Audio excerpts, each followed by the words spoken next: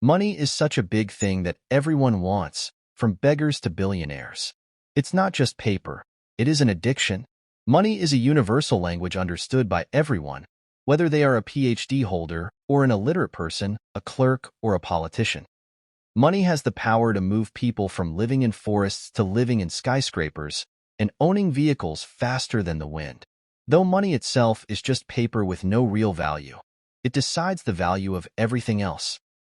A long time ago, people used a barter system to trade goods. For example, if someone had rice and wanted sugar, they needed to find someone who had sugar and wanted rice. This was often difficult. To solve this problem, people started using commodities like cattle, grain, tobacco, and liquor as a form of trade. However, there were still issues. It was hard to determine the true value of what someone had, and commodities could spoil over time. For instance, animals could die, and grains could rot. People then needed something more universal for trade, so they began to use coins, made of gold and silver. But carrying heavy gold coins was inconvenient, and there was also the risk of theft. To address this, some goldsmiths came up with a solution. They offered to keep people's gold safe in exchange for a piece of paper that said how much gold they were holding for them.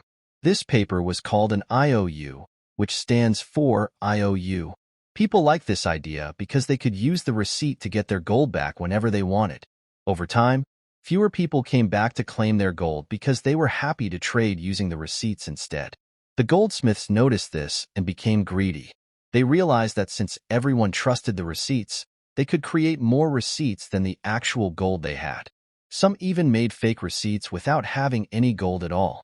This led to one of the biggest scams in history, which continues in various forms today. That gold safekeeping shop became the world's first bank, and those receipts became the first form of currency or money. When you ask how a bank works, the basic idea is that when you deposit money, the bank uses some of that money to give loans to others. They charge interest on those loans, which is how they make a profit. For example, if you go to the bank and deposit $1,000, the bank is required to keep a 10% cash reserve, which means they will keep $100. The remaining $900 can be loaned out to someone else. If the bank charges 12% interest on the loan and gives you 4% interest on your deposit, the bank makes a profit of 8%. However, banks can do something more interesting. They can turn your $1,000 deposit into $10,000 in loans through a process called fractional reserve banking. Here's how it works. When you deposit $1,000, the bank keeps 10% reserve and loans out $900. If you check your account balance after this, it still shows $1,000 because that's what you deposited. At the same time, the person who took the $900 loan also sees $900 in their account. This means both of you have access to money. You have $1,000 and the borrower has $900, even though the bank only has $1,000 in cash. Now, when the borrower spends that $900 to buy something, that money gets deposited into another person's account at the same bank. The bank will again keep 10% of that $900 as a reserve and can loan out $810. This process continues, allowing banks to create more money just by moving numbers around on their computers. You might think your money is safe in the bank and that you can withdraw it whenever you want. But that's not entirely true. If too many people try to withdraw their money at the same time, like 20% to 30%, the bank may not have enough cash on hand to give everyone their money back. This is because banks don't keep all deposits in cash. They only hold a fraction of it as reserves. In reality, if you add up all the bank balances in the world, most of that money exists only as digital numbers on screens. Less than 10% is actual cash. The rest is just virtual currency created by the banking system.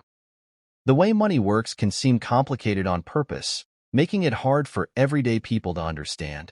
Many people think that currency and money are the same thing, but they are not. Currency is simply a tool we use to buy and sell things. For example, the cash you have in your wallet is currency. However, money is something that holds value.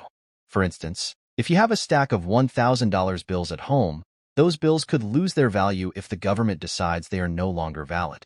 They would just become pieces of paper. This is because they are currency. On the other hand, if you have a gold coin at home, its value will stay the same, no matter what any government says. Gold is considered money because it has intrinsic value. So, While currency can change based on government decisions, money like gold holds its value over time. Listen, no matter what other influencers tell you about buying gold bonds or digital gold, I believe you should buy real gold too. Some decisions in life shouldn't be based just on taxes. If you have 500 to 1,000 million, why worry about a 2 to 4% tax? The truth is that only real goods are useful during tough times, like a pandemic.